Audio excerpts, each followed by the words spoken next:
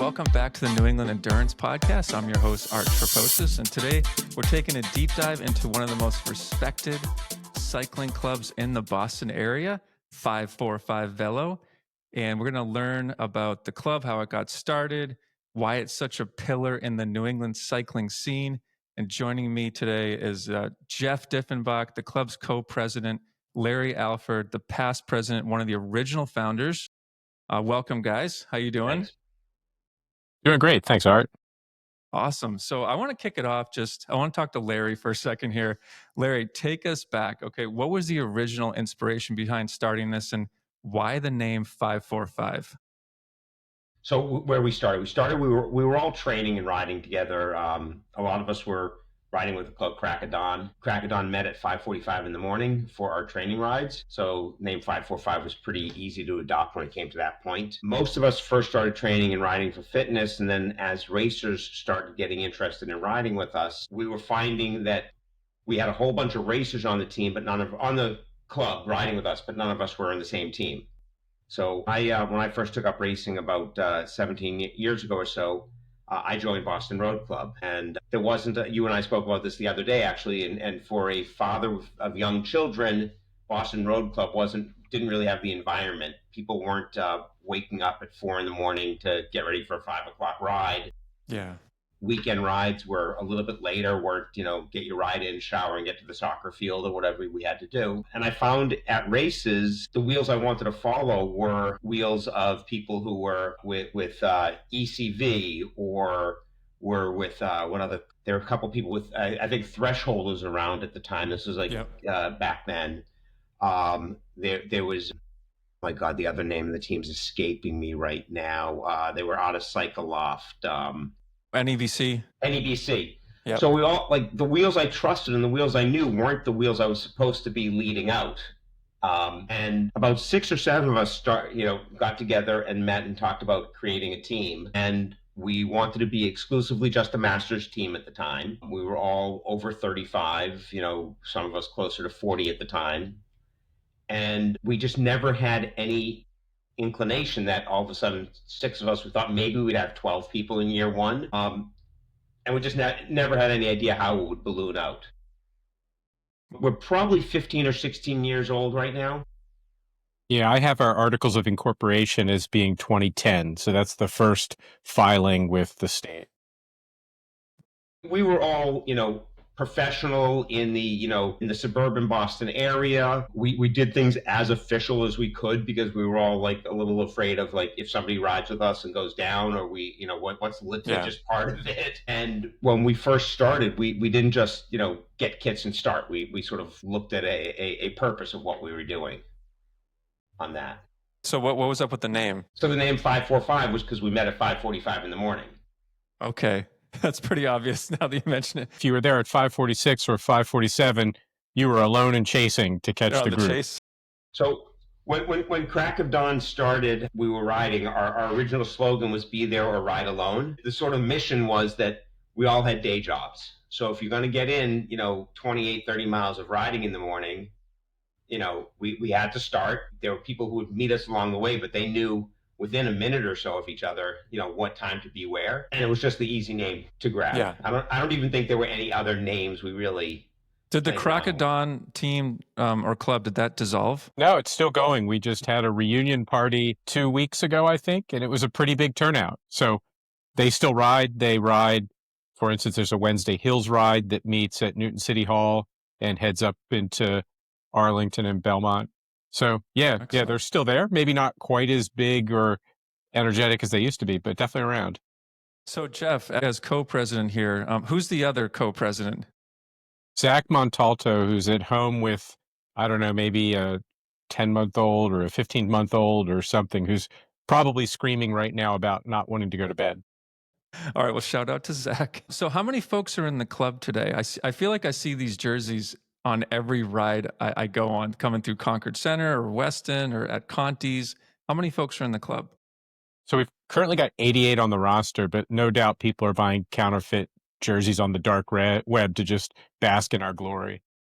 And where are you guys based out of? I would say Newton. Certainly Newton is what's on a lot of the paperwork, and that's probably roughly the center of mass. We've got people as far west as New Mexico. We've got a German member who splits his time here and there. So all over the place, but certainly in Eastern Mass, Newton, Weston, a little bit north and south of there. We had a guy who just raced in Spain. When people have moved out of the region, Art, we don't necessarily, say go find your own local team. They can make their own decision of what they want to do in that respect. So Jeff, how would you describe sort of the club's vibe and mission today?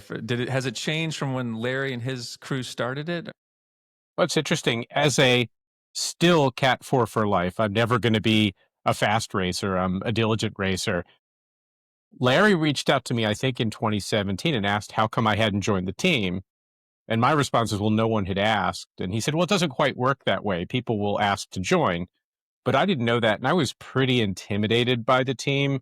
I had met a group of people on one of the Crack of Dawn rides back maybe 2011, 2012.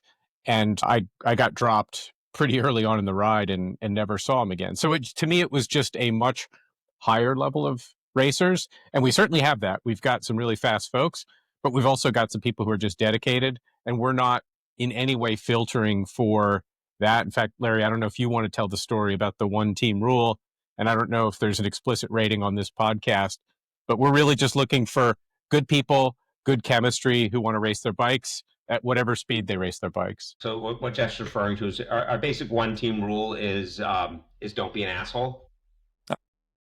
And from our experience, people who are willing to wake up and meet people at 5:45 in the morning and ride their bike with a group of people usually aren't assholes, because if you want to be that way, you're not usually looking to ride with other people anyway. We've had a couple occasions where, and I don't want to go into the stories, but we've had people ask them to leave the team, either because of their road etiquette, or we've learned a little bit about background situations that we've just not felt have been appropriate with our whatever loose mission statement we have. Yeah, I think all teams go through that. Yeah. It's probably the same person who we keep all pushing off our teams and sending it. So I'm hearing a couple of different things here. So what type of cyclists, number one, are attracted to 545, and what type of cyclists are you looking for? Well, first, and I think this is a big difference from clubs like Crack of Dawn, is that we're a race team. If you're not intending to race, what we say to new members, we really want you to intend to race at least 10 races a year. Last year, we had 24 of our 88 make that count.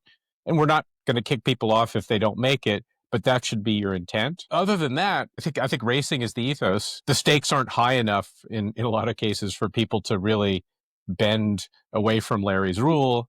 And so we're looking for as diverse a team as possible, but in cycling, you can only go so far. But yeah, looking for people who just want to race, not ride. So do you have do you have your club broken up in terms of men's and women's and Cat 3, Cat 4? Yes. I hesitate when I say that, because when we first started, again, we wanted to be just a masters team. We weren't really looking for sponsors or need, a shop sponsor, because we all felt, we're living in the western suburbs. We all, can shop where we want, get what we want. We did have some sponsorship at the beginning, and it was sort of fun to, somebody send you, Larabar was sending us free cases of food. I can afford my nutrition, but it feels real special to be given it. Definitely. When we started, we were just masters, and we had a lot of people who came to us who were younger, and they wanted to know if they could join the team, and we sort of started funneling them off and saying, we don't really have anybody for you to race with. So we've explained to people that, it's a team, and, we do have a small women's team right now, but when we had the first woman who wanted to join, we didn't want to sound off-putting to her, but we also said, you have to build a team around this. If you want to join, you have to start recruiting other women, because when you go to a race, now you're a team of one. So if you really want to learn to race, find a women's team or help create a women's team. We got tired of sending the young guns away, because all of a sudden we started having, younger guys who were just out of college meeting us in the morning, wanting to race. Some of them have been some of our most podium prolific guys. But we felt every time we were sending them away, we were just putting somebody into the competitor's hands. Right now, our most active group of true racers are the category racers and the non-masters racers. And they've probably bonded as a community amongst themselves as strong, if not stronger, than some of the Masters guys because they weren't, getting home from a race on a weekend. They were able to hang out. They weren't running home and, now that my fun's over, now I have to go, adult for a little while. I think Exactly. Larry really nailed it there. We have a lot of overlapping communities. So it's one team, but in a given race, we might have a group of Cat 4s racing together, trying to help each other out in a road race, or a group of Cat 4s throwing elbows at each other in a cross race. And we might be staying in a house together with a group of men and women. So we've got riders, I think, as young as maybe 23 and as old as up into their 70s. So that, first of all, the older racers were that core in many cases that started around the time that Larry did, and we've added on. But I think because there are so many people, you gravitate to your people off-road or on-road, and less broken down around the categories and ages, except once the whistle blows. At this point, we're racing all disciplines. So we started mainly as a road team, and a few people dabbled in cyclocross.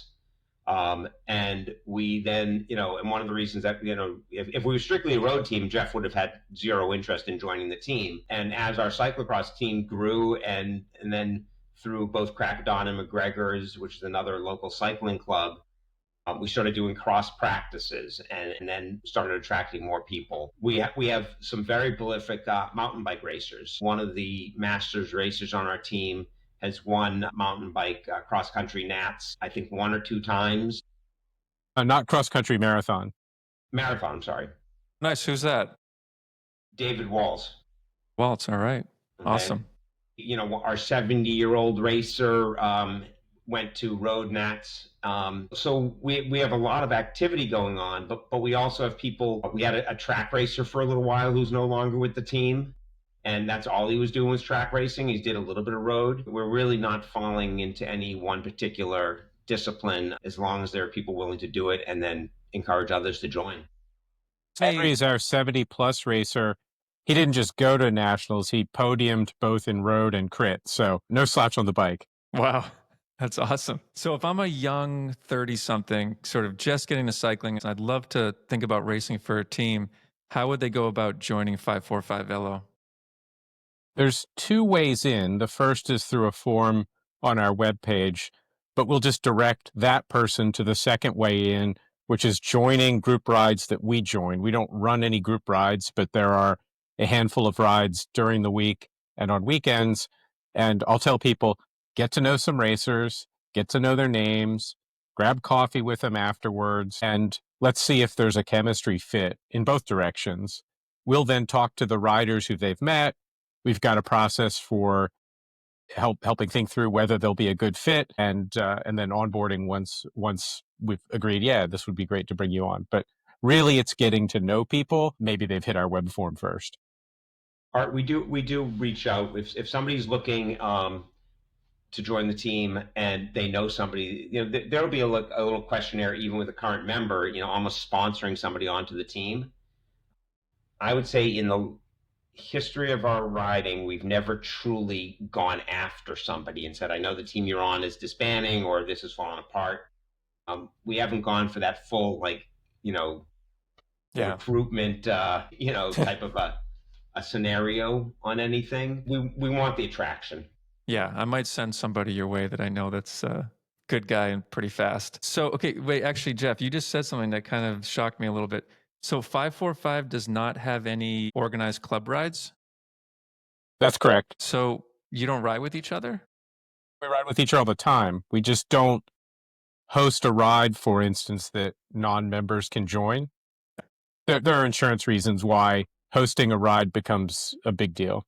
If somebody wants to say, where can you find us? There are rides like Tuesday and Thursday morning. There's a ride out of Cutler Park that if you're at the pointy end, it can be as tough as a race to stay with the ride, but it's not anywhere seen as 545 Tuesday, Thursday Cutler ride. So people can find us, and we have a very active Slack network of people riding together, but we don't do what, the rides out of Landry's or the rides out of some of the other clubs or the Conti ride that we will necessarily be a host of.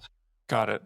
I was actually going to ask you guys, because I'm always fascinated by how clubs communicate with each other. So it sounds like you guys use Slack. Yeah. our team, but Yep. conversations with people from other teams are either out in the real world or Yeah. somebody knows somebody and there's crosstalk. But I don't know of a kind of a federation of team presidents or anything, or if there is one, they haven't invited me. So there's no formal channels, but There is one, Jeff. countless They just haven't informal. invited you.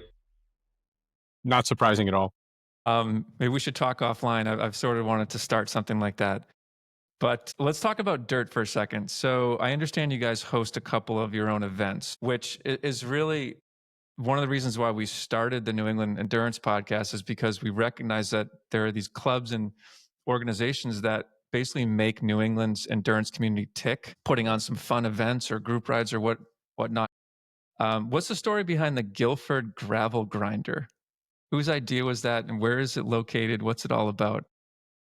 So Miles Billings, certainly one of our most prolific racers. His family has some property up in Guilford, Vermont, which is just a little bit west of Brattleboro. He wanted to put on a gravel race. I think we're maybe going into year 8 or so. Certainly there are older races out there, Vermont Overland, but track record of putting that race on 40 miles, mostly gravel road, no class 4 technical terrain, but also very little pavement. And we're up to typically selling out our 250 spots, which is really limited by parking. The event is at Miles' wife's family has a grass-fed beef farm, cattle farm, and it started there, and it was strictly a capacity at parking. And I think the first year was only 200 people. We've changed the parking lot for that event, but it definitely gets some top racers. I know there have been some local domestic pros who have come to do the race. It's a challenging gravel race, and I think we like that it still has this smaller vibe to it and doesn't have this 1,000-person mass start, type of a thing about it. And it just fits the community. I think it was last year we partnered with Pavement Ends and with Mainly Gravel and created a sort of a Triple Crown. Triple Crown. All right, thank you.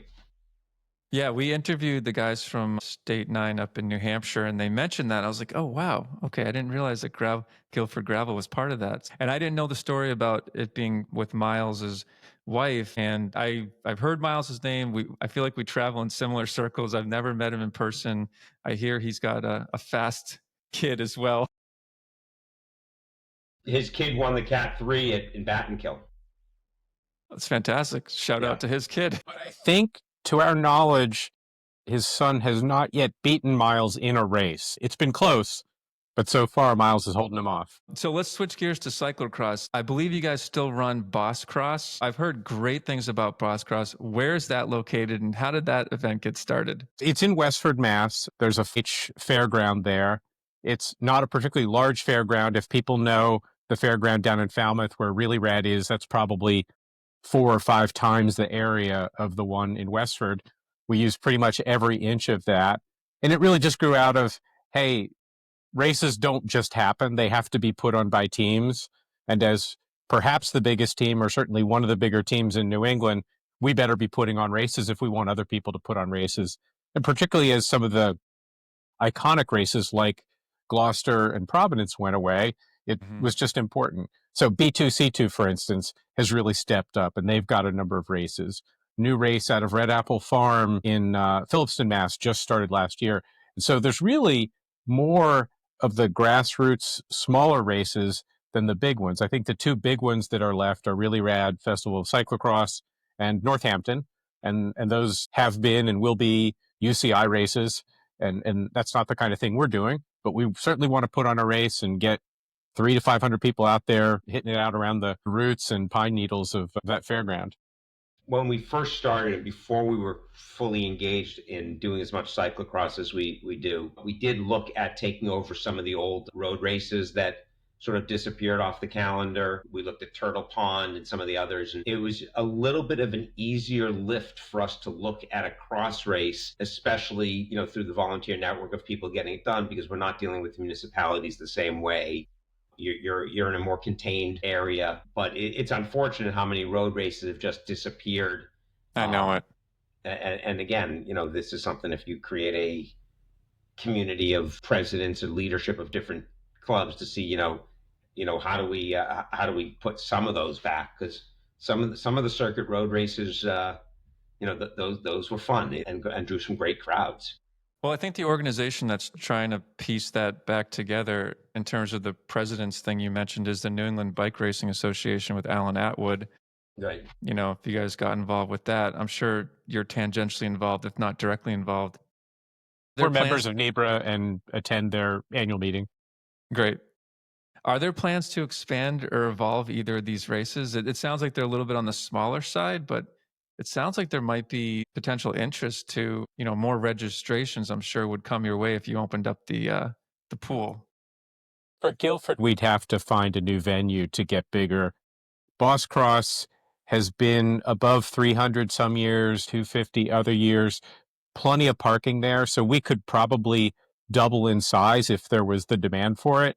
We're reasonably close to Boston, so driving distance isn't really an issue. I think we're just at the level that New England Cyclocross supports right now for an event that's 8 years old, not 32 years old or however old Northampton is. No, yeah. So we could double the size of that race. We just would have to find ways to get the races there. Do you race cross, Art?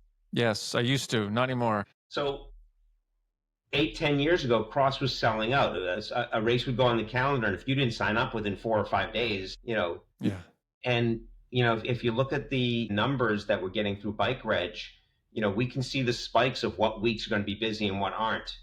But races just aren't selling out as fast as they used to. Why do you think that is? So I think the pandemic hurt, but it was already maybe at a plateau or a slight decline relative to maybe 2016, which probably was the high point. Gravel now takes away some people. There are gravel events in the fall.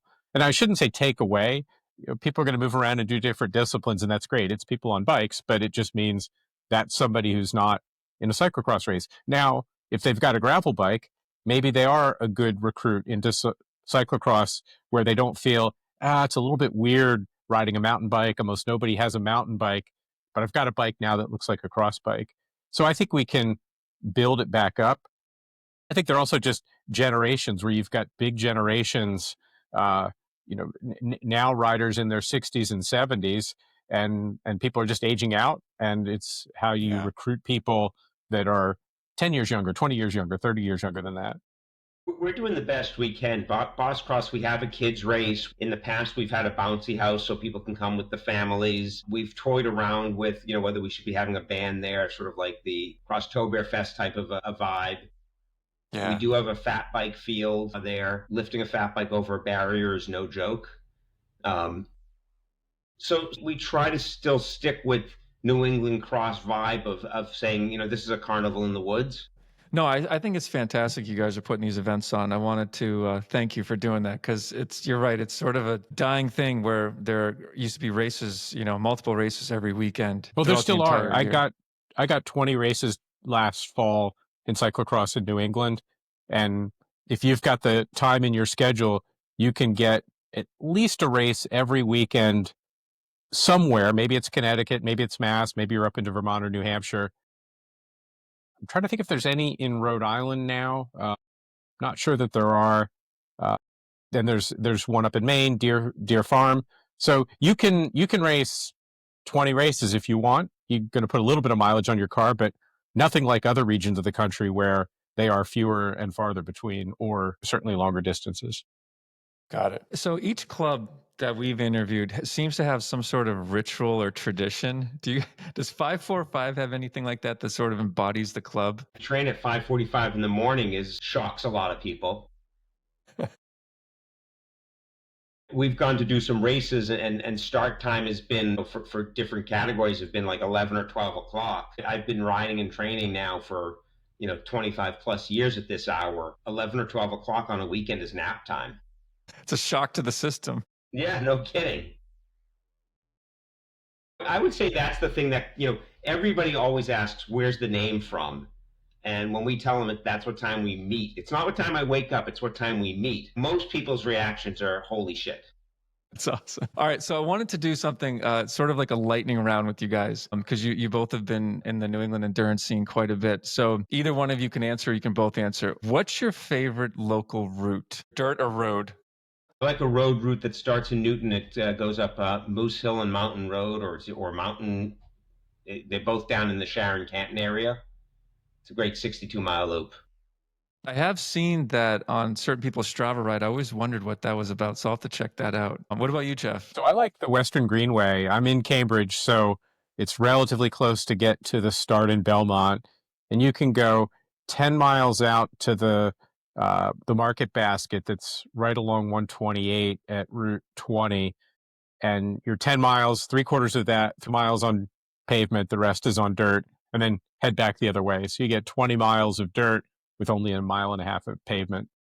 Yes, I agree. I love the Western Greenway. I'm in Arlington, so it's right in our backyard. So shout out to Bullet Train, of course. For that, are you talking about another road route? The Bullet Train's a great. And that's the Tuesday morning at 5:30. Yeah, I don't. Yeah, and us guys in Newton who used to do it, we would leave home at 4:45 then to get there. But the nice thing is, Art, you can do these roads at whatever hour of the day you want. You don't have to do it at 5:30 in the morning in Concord Center. Life hack. Yep. Okay, so what's your favorite hidden gem cycling event that maybe is sort of off the beaten path that maybe people don't really know about? Vermont Rare, and it's not even close. Vermont Rare. Yep. So it's a small race, maybe a couple hundred people. It's fundraising for rare diseases, the kind that are the worst to get because you just don't have the same resources dumped into it, say, as cancer through Pan Mass Challenge. It's in Peru, Vermont, and it's a lot like what Vermont Overland used to be before Vermont Overland said, we've got to make it so hard that it cracks people. So you get 40 miles, not 60. You get a mix of true technical sectors and some pavement and a lot of gravel road. It's just a really special little race. Thank you. This is one of the questions that I hate. It's like, I hate the question of like, what's your favorite song or what's on your playlist right now, because it goes by the moment. I love the Gran Fondo, the Jam Fundo event. Everything about what the Jam Fund is doing. If you stick around and you do the event and you hang out afterwards and you get to see the recipients of the scholarships that are raised, and you get to learn a little bit about the charity, it's always a well-run event. Recently, I've done it now like 2 or 3 times. There's a winter bike race down in Sandy Neck on the Cape, and it's a fat bike race. Tell me more. It's a 15-mile fat bike race that is scored in 2 segments. So it's 7.5 miles to the lighthouse, and then people sometimes will stop and have a beer or whatever and hang out at the lighthouse, and then it's 7.5 miles back to the start. It is fully on sand and dunes and beach. It is a power and energy zapper.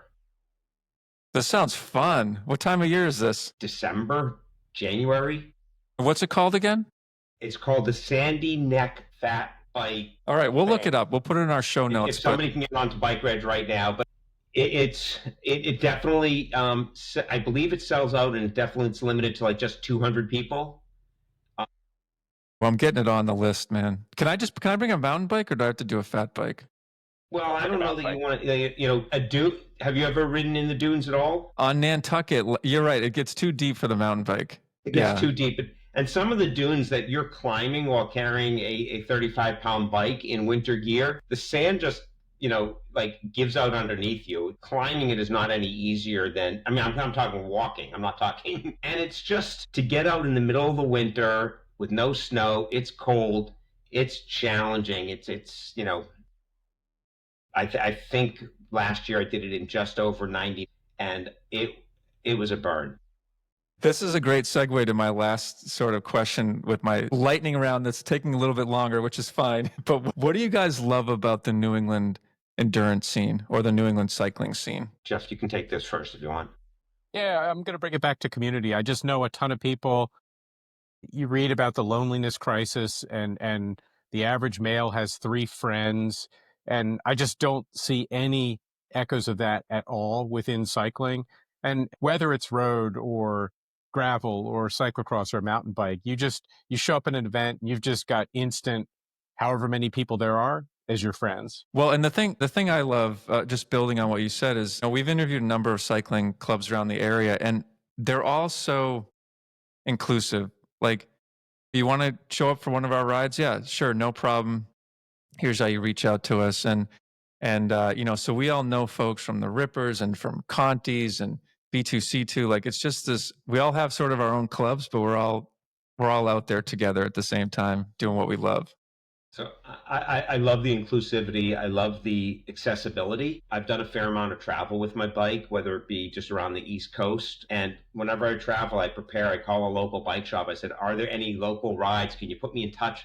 And more often than not, bike shops, I'm going to California later in the week, and I called 3 bike shops, and they don't have any information of rides to put me in touch that I can just show up at. I know that if somebody called one of the local bike shops, they could, at a minimum, put them in touch with somebody from one of the race teams or one of the clubs, and that person will then reach out and say, hey, here's what you do. And by the way, I'll meet you at the Starbucks a mile from the start so I can bring. It's just a great community. And I haven't seen that in other places. Yeah. The closest I've seen it is there's some in Westchester, New York, that's a little bit open, but I've just not seen the inclusivity and the care for that. Larry's reminding us of traveling with a bike. I've got to give a shout out to one of our teammates, Chris Smith. Last summer, Chris did the Tour Divide. So from Banff, Alberta, I believe, down to the New Mexico border, 2,700 miles, I think. And he's legally blind, and he did it without a guide. He's got no center vision. Guy's just a trooper. And so it's funny when you think about how gassed you are 30 minutes into a cross race and then thinking about the absolute other end of the racing spectrum. Art, you need to be in Blind Guy Biking is his website. And if you want to talk to somebody, amazingly interesting, but also motivational, his story is pretty incredible. Blind Guy Biking. We'll definitely check it out. Great segue into a website I stumbled upon that I believe is one of the folks I'm interviewing today. His name is Jeff. Jeff, do you have a website? It's called deepbrook.com. And I'm just cruising around on this website. I'm reading some of your stories. It's pretty fascinating little diary you have there. What's that all about? You have some fun with that? Yeah, absolutely. I love writing, love taking pictures, love shooting video. If anybody really needs to get to sleep, they can check it out. But it's deepbrook.com/portfolio. Otherwise, you'll get to something that maybe points you there. And Deep Brook is the literal translation of Dieffenbach, so that's where the name comes from. But yeah, I love telling stories, and sometimes I'm just telling it to my parents and maybe me when I go back 3 years later and take a read through something and completely remember something I'd totally forgotten. Did I see that I don't know if I saw this correctly, but on your website, did it say you were named McGregor of the Year? I was. So what can you tell the audience, what is a McGregor? So the McGregors is a spin-off of Crack of Dawn that, unlike Crack of Dawn, which starts at Newton City Hall, McGregors start in Weston Center. And it was just really too much effort for a lot of the people outside of 128 to ride into Newton to then ride back out. And so I think the McGregors started maybe 2010 or 2011, about the same time as 545 Velo. It's the name comes from the founding joke that I won't tell here. You'll have to meet 545 Velo person who's also a Mac, and they'll tell you the joke. But we have a formal... Or remove us from it altogether and just let the McGregors tell their joke, Jeff. That's right. We have a big annual dinner. Everybody's dressed up in jacket and tie and all sorts of awards, silly and serious, given out. It's a great group and a fair bit of overlap with the team. That's cool. I have seen that kid around, and I've always wondered, man, who are these McGregors? Jumping back to what makes not just New England, but the greater Boston area, is that it is absolutely crazy that on a weekday morning or on a week, you could wake up on a weekday morning and probably, if you're planning your day around a ride, you probably have 5 or 6 choices, whether it be starting at as early as 5 o'clock in the morning to after work rides. And any one of the clubs would welcome you if you just show up. I just don't think there are other regions like that. I agree. I think someone should put together sort of a calendar of all these rides that go on throughout the week for cycling and specifically. Let us know once you've done it. All right. So is there anything else you guys would like to mention about 545 before we wrap up here on this episode? I think you've hit a pretty good cross section of questions and tapped us out for answers. With Larry, you've got history going all the way back to the beginning. That was why I can't remember, Art, if you reach out to me or to Larry, but Not me. my first thought is Larry's got to be part of this conversation because I can only tell half the story. I would like to shout out to the person named Matt that I rode with on a Conti's ride that hooked me up with Jeff, and I don't remember his last name, but he was a younger fellow. We have eight Matts on the team. It could take us longer than we've been recording to narrow it down. Roca. Anyway. Matt Roca. That sounds familiar. So I enjoyed hearing about the 545 story. Finally, I've always wondered, I've always seen these kits. I did join one 545 virtual event a few years ago, I think. And that was a fun event to race against you guys. I got my butts kicked around the Champs. And I wanted to thank both you guys for taking the time. Jeff and Larry, thank you so much. Join us for a ride, Art. That sounds fantastic. If it starts at 8 a.m., I might do that. But like Larry said, any time of the day, there'll be a ride starting. You just point in one direction from your home and keep riding till you hit another rider, and now you've got a group ride. And you'll see black and orange somewhere. Yeah. Awesome. So I want to thank our sponsors. We have a couple of sponsors, Lark Fine Foods. They're a 100% women-owned business out on the North Shore that make these delicious cookies, and The Everyday Athlete, which is a book about balancing work, family, and fitness, which it sounds like both you guys have dialed in. And for those that want to learn more about 545, you can visit them at 545velo.com. I believe there's also an Instagram page, which I will tag through our page, New England Endurance. So until next time, get out there, enjoy the beautiful terrain of New England, keep pushing your limits, and we'll see you next episode. Thank you, guys. Thanks, Art. Thanks, Art.